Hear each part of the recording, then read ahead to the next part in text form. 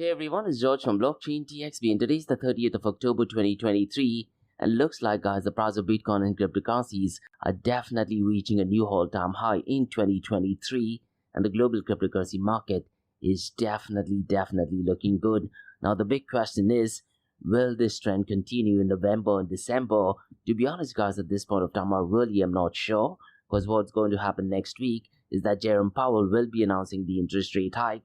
And most likely on the 2nd or 3rd, we would find out one kind of an impact. Will the interest rate hike have an impact on the price of Bitcoin and cryptocurrencies? So what I'd really recommend you to do is look at the Federal Reserve Board website and that'll give us some indication on when Jerome Powell will be going live. And he often goes live on YouTube. And it's so critical, guys, to look at what information he says regarding the interest rate hike. Now, all these things being said, guys, the global cryptocurrency market is definitely looking good. Now, unfortunately, guys, we have some news regarding Kraken, and they have actually decided to share data with IRS. Definitely not right, but looks like they have to go ahead and follow the legislations, isn't it? So we'll definitely go ahead and discuss what the oldest cryptocurrency exchange is doing with your particular data. Now, guys, in the world of Bitcoin mining, there's a massive update, and looks like the mining difficulty is going to be adjusted once again, and most likely, guys, there might be an increase in the difficulty mining algorithm. So we'll definitely go ahead and discuss that. Now at the outset, guys, you should know that every 2016 block, which is roughly around 2 weeks, the Bitcoin mining difficulty gets adjusted. And we'll go ahead and discuss what is the update on the Bitcoin mining difficulty.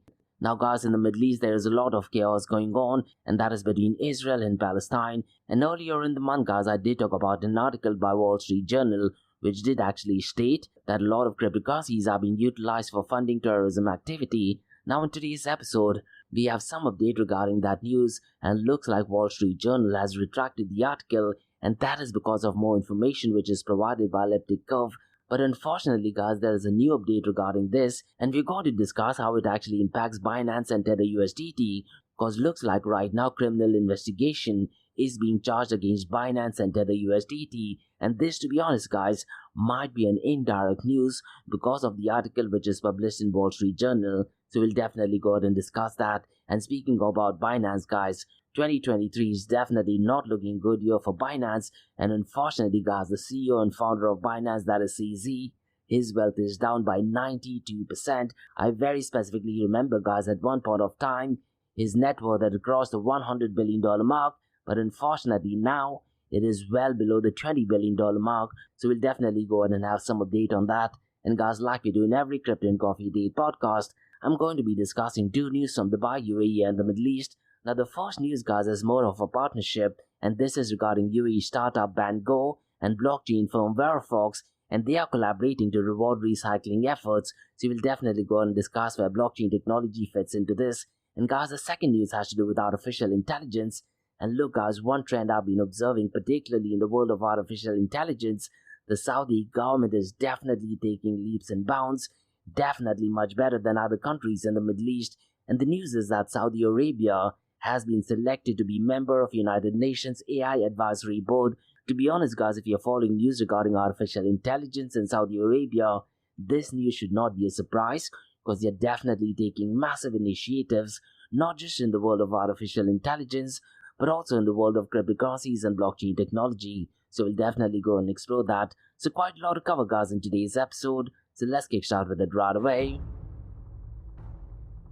Welcome to the Crypto and Coffee at 8, the daily podcast that keeps you up to date on all latest developments in the world of cryptocurrencies, blockchain and NFTs. Join us Monday to Friday as you kick off your day with a cup of coffee and a deep dive into the exciting and rapidly evolving world of digital assets. We'll cover the latest news and trends in the cryptocurrency and blockchain space, as well as delve into the growing world of NFTs or non-fungible tokens and metaverse. Plus, we'll keep you updated on the latest developments from Dubai, UAE and the wider Middle East region. Whether you're a seasoned crypto enthusiast or just getting started, Crypto and Coffee at 8 has something for you. Our expert host will provide insight and analysis on the most important topics in the industry and help you stay up to date on the latest developments. They'll bring you interviews with leading figures in the crypto and blockchain space and explore the ways in which these technologies are changing the world around us, from the impact on traditional financial systems to the potential for revolutionizing industries and transforming societies. We'll cover it all on Crypto and Coffee at 8, so tune in and join us for a daily dose of Crypto and Coffee at 8, and let's stay ahead of the curve together. We'll start your day off right with the most important news and insights from the world of cryptocurrency, blockchain and the metaverse, and help you navigate this exciting and rapidly evolving landscape. In Crypto and Coffee at 8, the daily podcast covers the latest developments in the world of cryptocurrency, blockchain and the metaverse. We'll also bring you updates on the latest news from Dubai, UAE and wider Middle East region. This also includes a range of topics such as developments in the local and blockchain industry, including new projects and initiatives, regulatory updates, and policies related to cryptocurrency and blockchain in the region, local and regional events and conferences focused on crypto and blockchain, interviews with leading figures in Dubai, UAE and Middle East crypto and blockchain community, coverage of any significant news or events related to cryptocurrency and blockchain in the region. By covering these local and regional developments, in addition to the wider world of cryptocurrency and blockchain, Crypto and Coffee at 8 aims to provide a comprehensive overview of the industry and its impact on the Dubai, UAE and Middle East region. Now before we kickstart today's episode, I have an important message, so check this out. Thank you to our sponsors for being part of the Blockchain DXB journey. Firstly, Advanced Media. Advanced Media, guys, is the largest distributor of professional video, photo, broadcast and cinematic equipment and accessories in the Middle East and MENA region. With over 2 decades of experience, Advanced Media is now the largest distributor in the Middle East, representing more than 100 recognizable brands, including brands such as Zeiss, DJI, Hasselblad, Red and Rode. As a matter of fact, guys, the very mic that I'm recording is being sponsored by Advanced Media as well. And Advanced Media has showrooms in Saudi Arabia and services as well. Looks like they're definitely taking the Middle East by storm. And here's the beautiful thing, guys. They're taking corporate social responsibility very seriously. And they're focusing on 3 Ps. That is people, planet, and prosperity. Now listen, guys, if you do want to find out more information regarding the Statement of Corporate Social Responsibility, check out the website, that is www.amt.tv. And here's the beautiful thing, guys. They also want to be a leader and set an example and reputation as a pioneer and member of the community. And in doing so, guys, they also have an AMT scholarship with SAE Institute in Dubai, UAE. So definitely check it out. And also, guys, Advanced Media is committed to persistently developing, organizing, and hosting training workshops, seminars, and community events that educate, inform, and familiarize consumers with new equipment and the latest technological advances. So listen, guys, do one thing. If you do want to support this channel, go to the website, that is www.amt.tv, and follow the social media channels as well. All of the details are in the show notes below. Next, listen, guys, there are 3 things I'm absolutely passionate about. One is death metal, ice cold beer, and the third one is extreme sports, and that is Tough Mudder. And Tough Mudder, guys, is a series of obstacle and mud runs that'll push your physical and mental limits without the pressure of competition. It's essentially a community that is built on teamwork and overcoming obstacles, where stepping outside of your comfort zone is the actual reward. And my big question is, guys, when was the last time you did something wild for the very first time? Now listen, guys, Tough Mudder Arabia has a formidable team, and Tough Mudder Arabia, guys, is putting across a series of events this year and next year. And if you're someone who's in Dubai, there are 2 days of back-to-back Tough Mudder events as well that takes place on the 11th and the 12th of November at the iconic Jebel Ali race. Now listen, guys, there are different distances as well. You have 5 kilometer, you have 10 kilometer, and you also have Tough Mudder for kids as well. Now so far as the Tough Mudder 5K is concerned, it's featuring 13 of the famous teamwork-inspired obstacles crammed into 5K course, and so far as 10K is concerned, it has 20 of the world's famous obstacles to tackle. So what I'd really recommend you to do is, guys, go to the Instagram of Tough Mudder, give them a follow, and listen, guys, if you do want to score a discount, the discount is RACESpace15, and the link for the discount is in the show notes below. I hope I get to see you there, guys, because to be honest, on the 11th and 12th, it's going to be my 25th and the 26th Tough Mudder, and one of my goals is to do 100 Tough Mudder, which hopefully might happen in the next few years. So look at the show notes below and get yourself registered, and hopefully see you at the event. Next, Startup OI is global one-tech platform for tech. It offers global high-paying tech jobs with flexibility in working time and location, global free tech events, and tech networks to connect with global like-minded engineers. a brilliant platform to listen to the tech experts in Metaverse and to grab their insights. Now listen, all you have to do is download the app Startup OI. If you're using an Android version, go to Google Store and App Store for iOS devices. Alternatively, you can also click on the show notes below to download Startup OI. Next, guys, listen, if you're into fitness, if you're into adventure, if you want to do something wild but still want to keep your health in check, there is a new podcast in town, a podcast focusing on obstacle course race in the Middle East. The podcast is called the Race Pace Podcast. So check out the Race Pace Podcast across all leading platforms.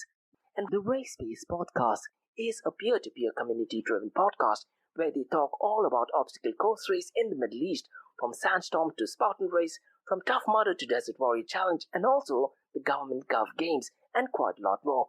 The podcast has interviews with athletes locally and internationally to get inside scoop on how athletes prepare for obstacle course race. In the podcast, they also talk about interesting stories on why they are motivated to do obstacle course race. And that's not all. They also plan to release 7 NFTs. And these NFTs are no ordinary. These NFTs will represent every emirate in the UAE. And listen, guys, these NFTs are going to be absolutely massive. So do one thing, go to Spotify, go to iTunes, go to any leading podcasting platform and search for Rise in the Obstacle Course Race podcast. And finally, guys, not your keys, not your crypto. If you have dabbled with cryptocurrencies and now are seriously getting to protect your cryptocurrencies, there is no better way to protect it by using a hardware wallet. And this is where Ledger Wallet kicks in. And Ledger Wallets are hardware cryptocurrency wallets made by Ledger, a company headquartered in Paris, France. And Ledger's hardware wallets are multi-currency wallets that are used to store private keys for cryptocurrencies offline. And Ledger offers 2 hardware wallets, the Ledger Nano and Ledger Nano X wallets. They are world-class experts with extensive crypto security backgrounds. They continuously look for vulnerabilities in Ledger products in a constant effort to improve the level of security. Now, in today's world, securing these digital assets is a critical challenge, and this is where Ledger kicks in. So click the link below to buy your hardware wallet and support this podcast. It is a brilliant way to support this podcast. So what are you waiting for? The link is in the show notes below. Now, guys, since you've taken care of that, let's kickstart by looking at the global cryptocurrency market. Now, mind you guys, I'm looking at these numbers in the early hours in Dubai and Middle East, and to be honest, it still might be Sundays in Western countries. So these numbers would change if you're listening to this podcast on Monday or Tuesday. Now, as of today, 30th of October, in the early hours of Middle East, the global cryptocurrency market is showing at $1.27 trillion, and since the last 24 hours, it is up by 0.72%. And guys, I'm looking at these numbers via coin market cap. I tend to look at it via CoinGecko, and occasionally I also dabble into Masari. I also look at dapradar.com, and I also look at DeFiLama.com so far as DeFi numbers is concerned. Now, if you look at the total cryptocurrency market volume since the last 24 hours, it is unfortunately down to $22.34 billion, and this might be only because it is Sunday in most part of the countries, isn't it? Now, since the last 24 hours, the total cryptocurrency market volume is down by 26.75%, and if you look at the total cryptocurrency market volume since the last 24 hours, it is down by 26.75%. Now, unfortunately, guys, the volume in DeFi is not looking good at all. It is at $2.51 billion, and DeFi, guys, as of today is accounting for 11.21% of the total crypto market 24-hour volume. Now, if you look at the total value locked, guys, it has barely crossed the $40 billion mark, and as of today, it is at $41.62 billion, with Lido still dominating at $15.93 billion. And guys, one matrix which I'm keeping an eye on a daily basis is the decentralized to centralized exchange dominance. And guys, listen, since the past 3 months, one trend I've been observing is on Sundays or early hours in Mondays, the decentralized to centralized exchange is going down to 16 to roughly around 20%. But if you were to track these numbers 3 months prior to this, on Sundays, the decentralized to centralized exchange dominance used to actually pick up pace. Now, for some odd reason, these numbers tend to change on a Tuesday or on Wednesdays. I have no idea why that thing is happening. Could it be possible that a lot of the centralized exchanges are going ahead and using decentralized exchange, and for some odd reason they're doing that on Tuesdays or Wednesdays? Now, if you look at the volume of decentralized exchange, guys, on Sundays or early hours in the Middle East and Monday, the volume is ridiculously low, and these numbers do actually change on Tuesdays or Wednesdays. It is a bit strange because earlier in the year these numbers used to be great on a weekend, but now for some odd reason on Tuesdays, on Wednesdays, these numbers tend to pick up pace. So on Tuesdays or on Wednesdays, I'll definitely make a quick comparison with these numbers. Now as of today, 30th of October, Uniswap's volume is $522.36 million. PancakeSwap is number second at $193.15 million. Core Finance Gas is at number third at $81.75 million. Maverick Protocol at number fourth at $77.13 million, and finally Thorchain at $52.63 million. Now if we look at the volume of stablecoins, the numbers are ridiculously low in comparison to last week because the volume of stablecoins definitely crossed the 60, in certain cases even the $80 billion mark. Now as of today guys, the volume of stablecoins is at $19.06 billion, and stablecoins is accounting for 85.30% of the total crypto market 24-hour volume. Now look guys, if you're heading towards a bullish market, I wouldn't be surprised if the volume of stablecoins on an average given day hover somewhere between the $60 to $80 billion mark. That would give us a very thorough indication that we're definitely heading towards a bullish market. Now that being said guys, the volume of Tether USDT is ridiculously low and it is at $15.35 billion. Circle USDC is at $2.11 billion and Binance BUSD guys is at $267 million. Now look guys, one of the biggest anomalies in the cryptocurrency space is that of Binance BUSD. At one point of time, Binance BUSD's volume on a 24-hour basis was hovering between the $4 to $7 billion mark, but ever since SEC aggressively started going after Binance BUSD, not only has the volume gone down, but if you look at Binance BUSD's market cap, at one point of time it was on the verge of crossing the $16 billion mark, but I'm looking at the market cap of Binance BUSD now. It is well below the $2.5 billion mark. As a matter of fact guys, it is only at $2.05 billion, and I wouldn't be surprised over the next coming weeks if the market cap of Binance BUSD goes below the $2 billion mark as well. Now it's a known fact that Binance BUSD is definitely shunning its operation by 2024, and 2023 guys is definitely not looking good for Binance. And in today's episode we have two news regarding Binance. One is regarding a possible criminal investigation, and the second news is more to do with the network with CZ, who is the co-founder and CEO of Binance. So we'll definitely go ahead and touch base on that. Now guys, let's quickly run through the market cap, 24-hour trading volume and dominance between Bitcoin and Ethereum. Now Bitcoin's market cap is at $672 billion. Unfortunately guys, Ethereum's market cap does not seem to be getting a lot of momentum. It is only at $215 billion. Just to give you some context guys, earlier this year when Bitcoin's market cap was roughly around $500 billion mark, Ethereum's market cap was at $200 billion mark. So Bitcoin's market cap has improved from $500 to $672 billion, whereas Ethereum's market cap has only moved from $200 to $215 billion. Now granted, there's also burning mechanism which is taking place in Ethereum, but at a macro level guys, looks like a lot of investors and retail investment is definitely not keen regarding Ethereum. Now if you look at the 24-hour trading volume between Bitcoin and Ethereum, both these numbers are ridiculously low, and that is most likely because it is a weekend. I'm really curious to check how these numbers reflect when Jerome Powell goes live, because that'll give us an idea on what is going to happen so far as the price of Bitcoin and cryptocurrency is concerned, most likely for the month of November.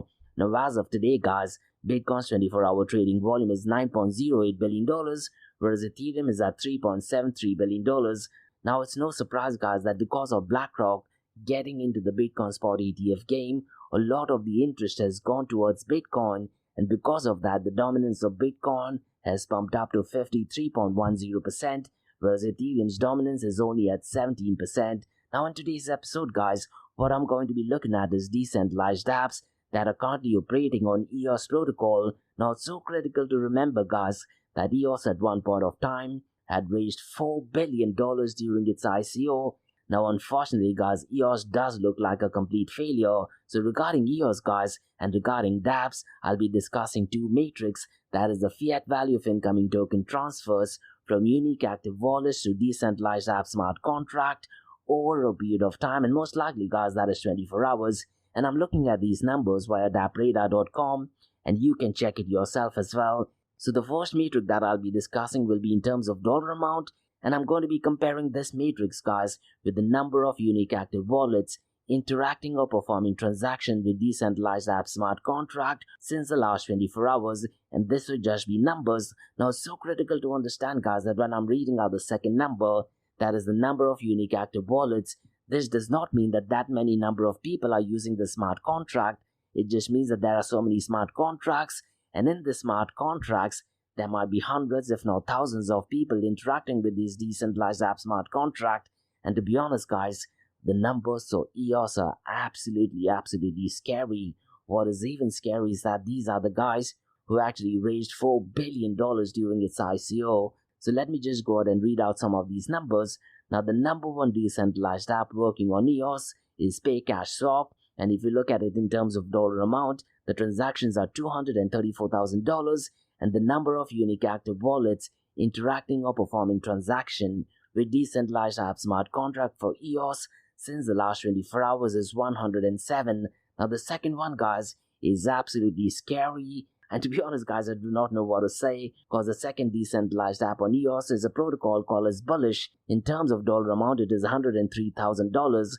But if you look at the number of unique active wallets interacting or performing transaction with decentralized app smart contract for Bullish is only one. Now, this does not mean that there is only one user, but it just means that there is one smart contract, and it's going to be really interesting to see on the second most decentralized app working on EOS how many people actually going ahead and interacting with it, and you can do that with EOS Explorer.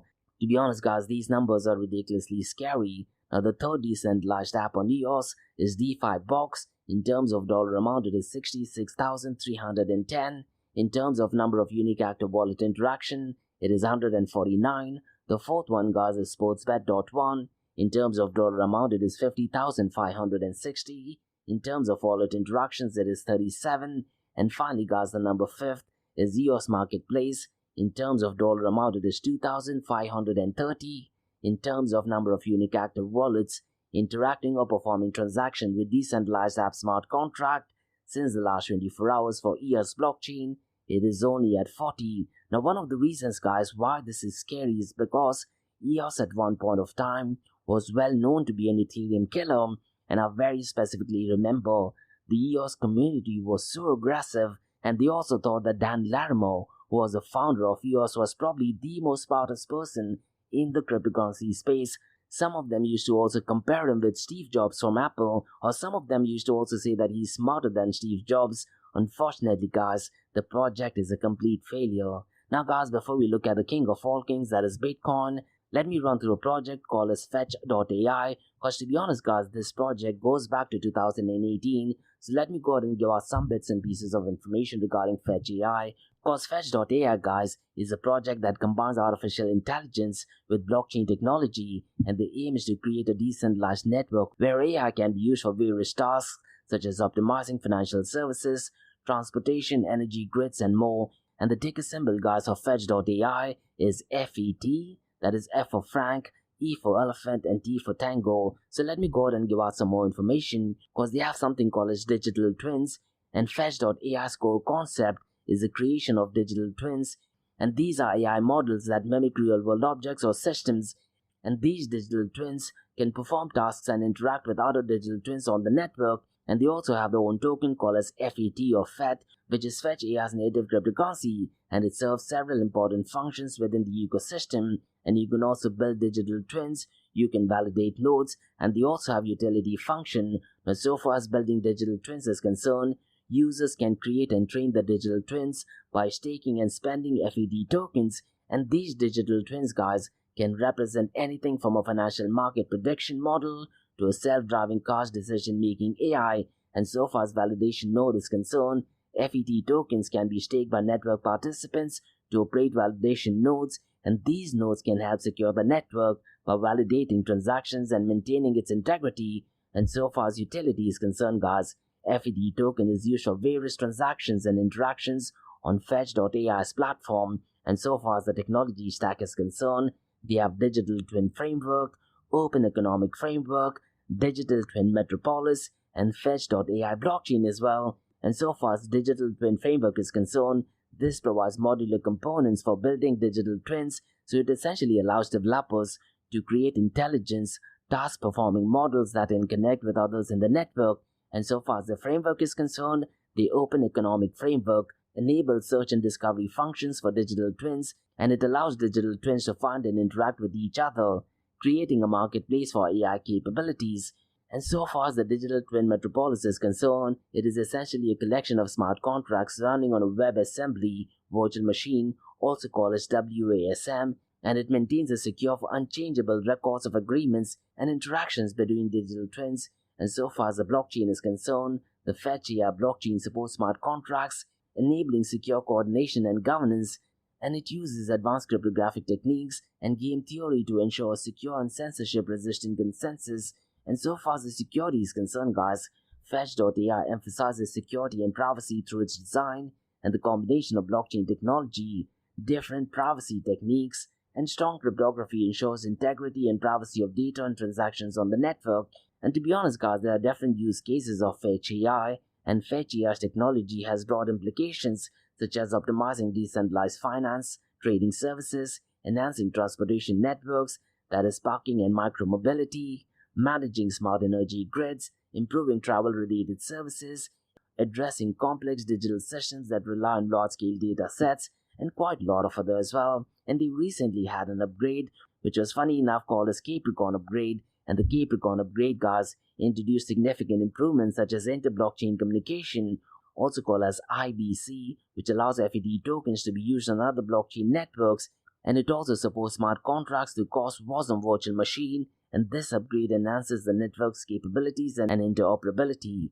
And Fetch AI, guys, also launched Resonate, which is essentially a social platform built on the technology, and it focuses on NFTs and social connections, providing a new way for users to interact with AI-driven content. To be honest, guys, this does seem quite a lot of things, isn't it? And if you were to compare it with Bitcoin, Bitcoin does offer a very basic but such a powerful service that is in order to provide transactions between peer-to-peer.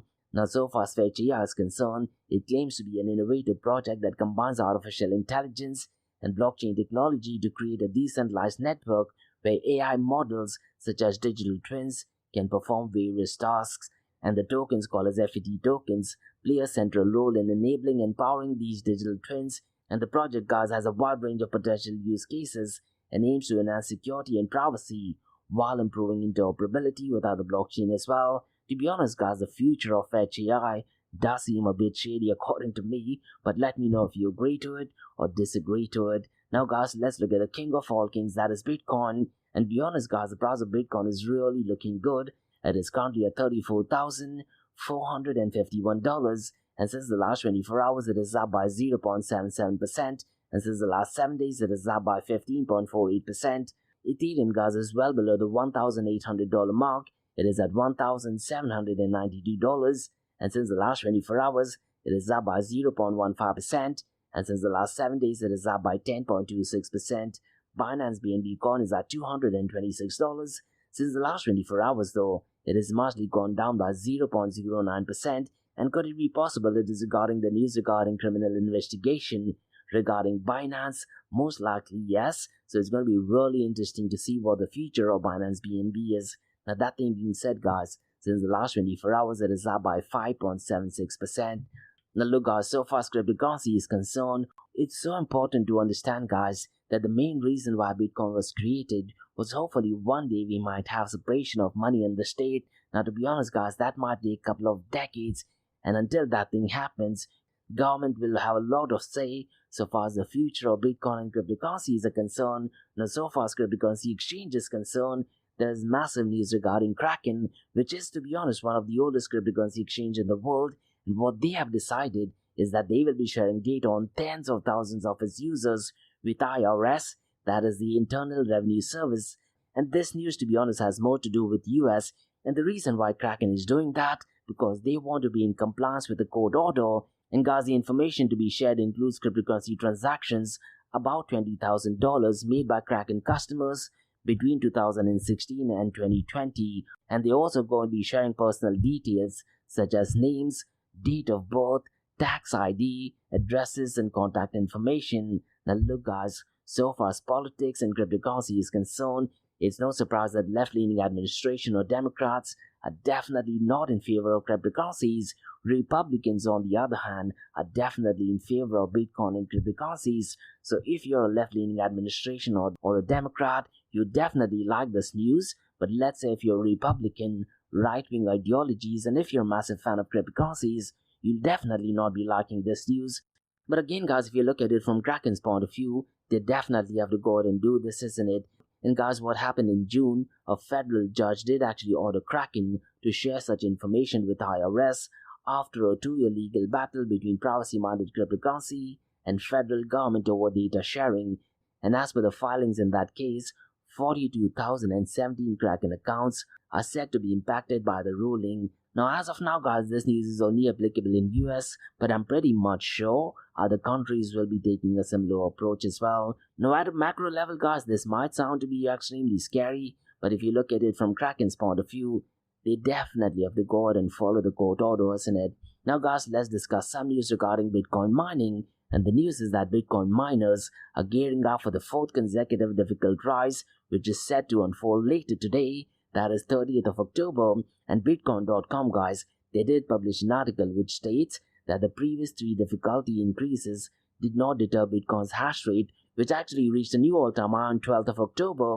And guys, every 2016 block, which is roughly around 2 weeks, the Bitcoin mining difficulty gets adjusted. So let's say if there are too many miners, and if they are trying to mine your Bitcoins, and if it is extremely difficult, the Bitcoin mining difficulty gets eased. But let's say if the difficulty mining is easy, every 2016 block, the software is designed such a way by Satoshi Nakamoto is that the Bitcoin mining difficulty will be increased, and on 30th of October, most likely the difficulty mining will be increasing. Now, what's really particularly noteworthy is that the recent block times have also consistently been shorter than traditional 10-minute average, which just means, guys, that a lot of miners who are trying to mine these Bitcoins, and the Bitcoin mining difficulty is relatively easy. Now, it's really important to note on October 12th, based on simple moving 7-day average, Bitcoin's hash rate reached an unprecedented 456 exahash per second, making an epoch-making milestone.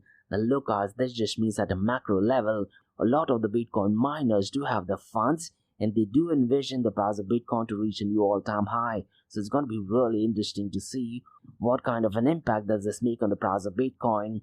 Now, guys, let's discuss some unfortunate news, and this is regarding Binance and Tether, and I'll go ahead and explain how this news is connected to an old article by Wall Street Journal, and later on Elliptic, which is one of the crypto analyst firm, they try to clarify some of these details. So essentially right now, guys, the news is the lawmakers are concerned regarding Binance and Tether, and US Senator Cynthia Lummis, who's a Republican from Wyoming, and US Representative French Hill, who's also a Republican, have jointly urged the US Department of Justice to investigate Binance and Tether, and they actually allege that these cryptocurrency platforms might have been used to fund Hamas and have a history of enabling illegal activities.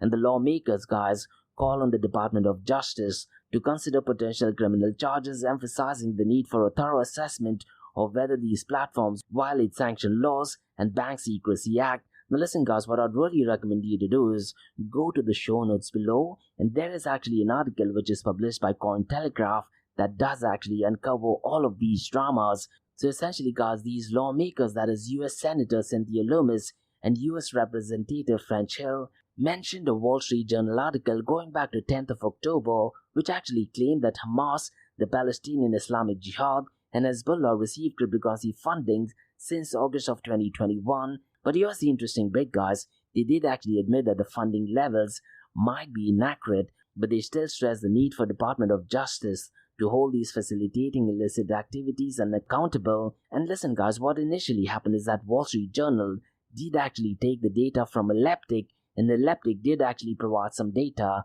However, guys, this is where it gets tricky. Blockchain analytics firms Elliptic later clarified that there was no substantial evidence supporting significant crypto donations to Hamas, and the data provided has been misrepresented. Now, Elliptic did actually give this information after Wall Street Journal went ahead and published this article. Now, Wall Street Journal, guys, has definitely admitted to that mistake, and they've gone ahead and amended this information as well. So if you want to get a global snapshot on all the entire drama, Cointelegraph has actually provided a very beautiful article which does go and explain everything what has happened. So essentially what happened is that Elliptic did actually provide some bits and pieces of information that actually stated that some of the funds could have been used for illicit activities or terrorism funding. And when they published this data, Wall Street Journal did actually publish this article on 10th, but later on, guys, Elliptic did actually clarify that there was no substantial evidence, and after the clarification by Elliptic was done, Wall Street Journal went ahead and amended this article. But in the meantime, the US Senators, that is Cynthia Lummis and US Representative French Hill, are actually making some strong concerns regarding Binance and Tether, and if they're actually enabling illegal activities. And to be honest, guys, if you look at it, I would be absolutely concerned with what Binance and Tether USDT are doing. So it's going to be really interesting to see what kind of decision the US Department of Justice takes regarding Binance and Tether USDT.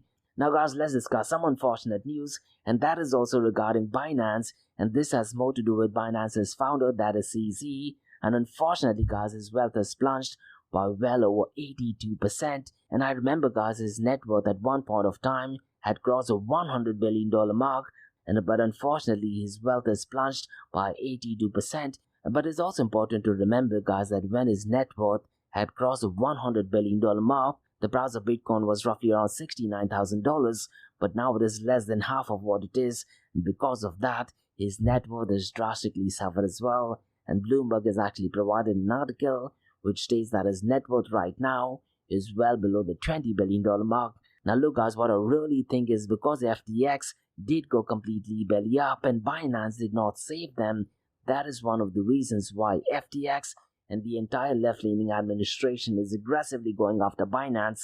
These are my thoughts, guys. So those were the news, guys, from Crypto and Coffee Date. Now let's look at two news from Dubai, UAE and the Middle East. And the first news, guys, is regarding our collaboration. And the news essentially is that UAE startup Bango and blockchain firm Verifax are collaborating to reward recycling efforts. So let me go ahead and give out some more bits and pieces of information, because Bango, guys, is a UAE startup and they are collaborating with Verifax, which is a blockchain traceability firm, and the collaboration is to encourage e-waste recycling through a unique ecosystem, and the project offers physical and digital rewards, including NFTs via the Impact to Earn program, and specialized smart bins for e-waste collections are the core of the initiatives, and these bins are a validating system with AI-loaded smartphones to assess device conditions, and secure locations are needed for these bins due to the complexity of the validation process, and participants, guys, receive valuable digital blockchain certificates for successful recycling, and these certificates signify contributions to reducing e-waste and promoting sustainability. And could it be possible, guys, that these certificates have some kind of rebate or some kind of monetary incentives? Most likely yes, because that is how carbon footprint is measured as well, isn't it? I definitely need to get more information regarding that. Now, so far as this news is concerned, Bango secured a spot in EU-backed IET Raw Materials Accelerator program, and EIT Raw Materials has been involved in blockchain recycling initiatives before as well. And Verifax, guys, is a traceability solutions company, and they are an established partner in the collaboration. And this initiative, guys, is focusing on combating counterfeiting and later expanded into sustainability initiatives as well. And it's important to note, guys, that similar recycling initiatives using tokens have been attempted going back to 2019, but looks like those were complete failures. Now, skepticism still exists regarding Web3 and NFTs and require a careful market approach and emphasizing NFTs over broader term digital collectibles. Now look, guys, so far as the NFTs are concerned, the hype has definitely died down, but what this news states is that emphasizing NFTs over the broad term digital collectibles may attract a more receptive audience. Now, so far as the collaboration is concerned, Bango and Verifax aim to promote sustainable practices and reduce the environmental impact of e-waste, and the initiative transforms recycling by offering tangible rewards for environmental preservation. And to be honest, guys, the collaboration represents a significant step towards a more eco-friendly future. Now, what are your thoughts, guys? To be honest, guys, these news might sound to be great, but unfortunately, I don't see it working, and blockchain technology, guys, does have very limited use case, but those are my honest thoughts and opinion. Now, guys, let's discuss some news regarding artificial intelligence, And look, Saudi Arabia is definitely taking leaps and bounds so far as artificial intelligence is concerned. And the news is that Saudi Arabia has been selected to be member of the United Nations AI Advisory Board. And guys, as I mentioned earlier in the episode as well, if you're following the news and updates on what is going on in Saudi Arabia, this news should definitely not be a surprise. And Dr. Latifa bin Mohammed Al Abdul Karim is going to represent Saudi Arabia on the advisory body. And the United Nations Advisory Body on AI comprises 39 members from government, private sector, civil society and academia globally, and diversity in backgrounds including gender, geography and age among advisory body members are definitely taken into consideration, which does not make a lot of sense, isn't it? Why have it work when you're talking about an advisory body? You definitely don't need to have gender if there are required qualifications in place, but nonetheless, these are the work ideologies of 2023. Now, so far as this news is concerned, the announcement was made by United Nations Secretary General Antonio Guterres in New York, and Saudi Arabia hosted a consultative meeting during the Global AI Summit in 2022. And the meeting also discussed the establishment of United Nations Advisory Body on Artificial Intelligence and the proposal to establish the body initiated in 2020 under the United Nations Secretary General's Digital Cooperation Roadmap. And the body's purpose, guys, is to analyze and provide recommendations on international AI governance. And Dr. Latifa bin Mohammed Al Abdul Karim represents Saudi Arabia at the advisory body, and Saudi Arabia's inclusion reflects its commitment to global artificial governance and cooperation. And the advisory body, guys, will work on addressing AI-related challenges and opportunities as well. And they aim to promote responsible and ethical AI development and usage, and the body's creation is part of United Nations efforts to enhance digital cooperation. And guys, the advisory body will provide expertise and guidelines on AI's impact on society, and it aligns with the broader goals of the United Nations to harness artificial intelligence for global benefit. And guys, listen, the Kingdom of Saudi Arabia has actively participated in the development of this initiative, and the advisory body is expected to contribute to the governance of AI on a global scale. And look, guys, Saudi Arabia is definitely taking leads not only in artificial intelligence, but definitely in blockchain and cryptocurrency as well. So definitely positive news for the Middle East. And those were the news, guys, from Crypto and Coffee Date from Blockchain DXB. In case if you guys have any feedback or suggestions, drop me an email to info@blockchaindxb.com. Check out my website www.blockchaindxb.com, and also check out my other website area2071.com that talks everything about Metaverse. And guys, if you like listening to this podcast, please click on the follow button, give it a 5-star rating, and share the word across. Now, for the next few minutes, it's going to be an Ask Me Anything series, where you listeners can ask any questions regarding Bitcoin, blockchain, beyond blockchain, cryptocurrencies, NFTs, DeFi, and Metaverse. So let's get started with the Ask Me Anything series.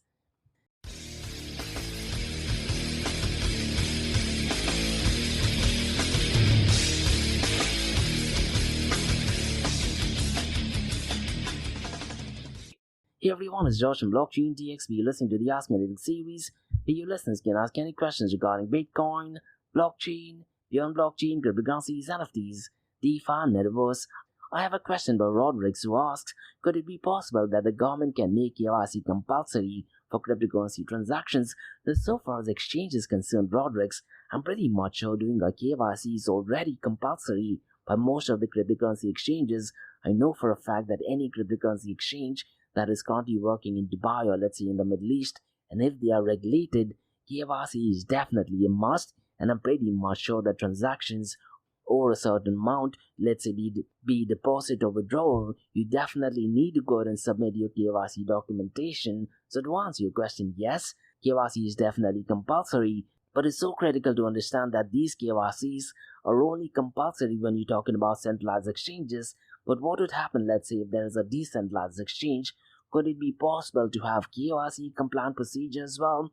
It might be possible, or can you also give an option where a user can proactively go ahead and do their KYC? I'm pretty much sure a lot of them, at least I would be very keen to do that, because if there is nothing to hide, why not go ahead and show your proof? And I know for a fact that there are certain projects and protocol, they're also working on privacy, where giving out your information is possible, even though the transactions are completely private. And that, to be honest, will be a game changer. But the biggest problem with that is that it uses a lot of zero knowledge proof. it uses signature sharing, it uses ring signature, and that's where Monero and a lot of privacy preserving protocol kicks in. Now, so far as regulations is concerned, Rodrigues, it does become a double-edged sword, isn't it? A classic example I can always think of is DAO, and I very specifically remember what happened to Tornado Cash. People in the crypto community were celebrating that DAO, or decentralized organization, is recognized as a legal entity, but because it is recognized as a legal entity, it also means that governments and rules and regulations are applicable, and you can go ahead and sanction some of the key people that are involved in DAO. So when you're regarding a DAO being recognized as a legal entity, to be honest, that should not be a thing to be celebrated. It just means that the government can go ahead and execute any of the actions that they intend. Now, even in Dubai, people are actually boasting that having rules and regulations is great. Now, to be honest, that is absolutely great, as it does provide support and it does provide motivation for people to go out and build. But when you talk about cryptocurrencies, the main idea of Bitcoin was separation of money at the state, and as I mentioned earlier as well, it might take a couple of decades, maybe a century for separation of money and the state, and if that thing happens, transactions will actually happen peer-to-peer. But to answer your question, yes, governments can definitely make KYC compulsory for cryptocurrency transactions, but it's so critical that governments do actually go out and support innovation, and that is what Dubai and the UAE government is doing. Unlike in cases like India, where the government is asking for KYC, but at the same time they are putting a hefty tax, I believe it is of 30% for every transactions. So there is this massive difference between what the UAE government is doing and what the government of India is doing regarding cryptocurrency world. So definitely brilliant question. And that's about all, guys, from the Ask Me Anything season blockchain DXB. In case if you guys have any feedback or suggestions, drop me an email to info@blockchaindxb.com.